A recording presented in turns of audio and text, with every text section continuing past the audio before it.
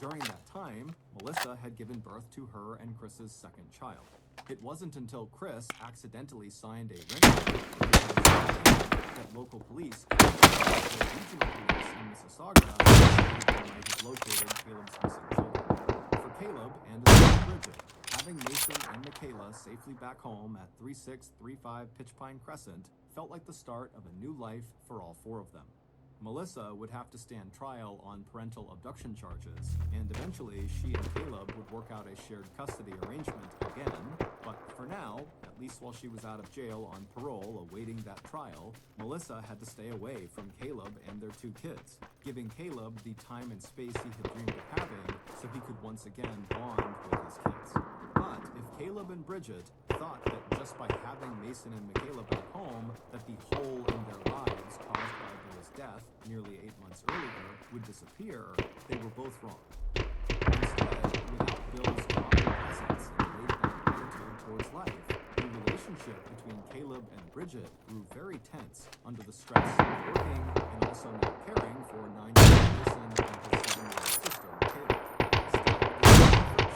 By early spring of 2010, Caleb, Bridget, and the kids had all settled into their routines of work and school, and mother and son both hoped that once they passed the anniversary of Bill's death, they would be able to put at least some of their grief and pain behind them.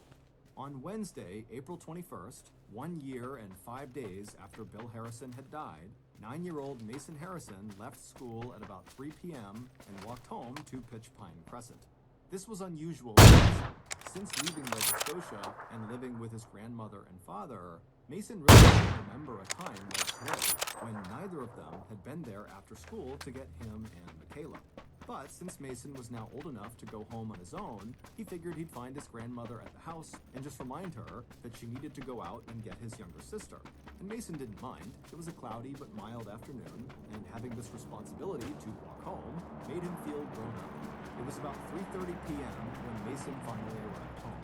As he walked up the driveway to the front door, he saw his grandmother's car in its usual spot, so he wasn't surprised when he didn't need to use his own key to open the door. Instead, he just walked inside, already slipping the straps of his backpack off his shoulders. But before he could even call out his grandmother's name, Mason suddenly stopped, like he was frozen in place. Because there, at the bottom of the carpeted stairs right in front of him, was his grandmother. She was sprawled out on the ground, not moving.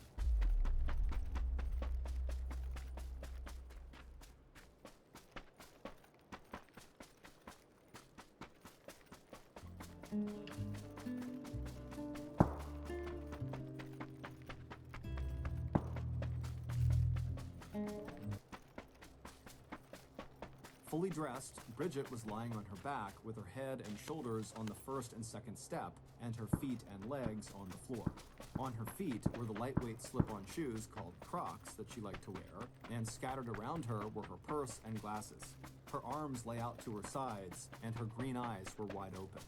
It was the sight of his grandmother's open eyes staring up without blinking that broke through Mason's sense of total shock. Dropping his backpack, he raced out the door to their neighbor's house across the street, calling out desperately for help.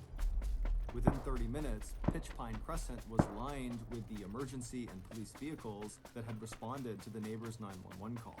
And as bright yellow crime scene tape went up around the Harrisons' property and word got around that something had happened to Bridget, it wasn't long before Caleb had called a ride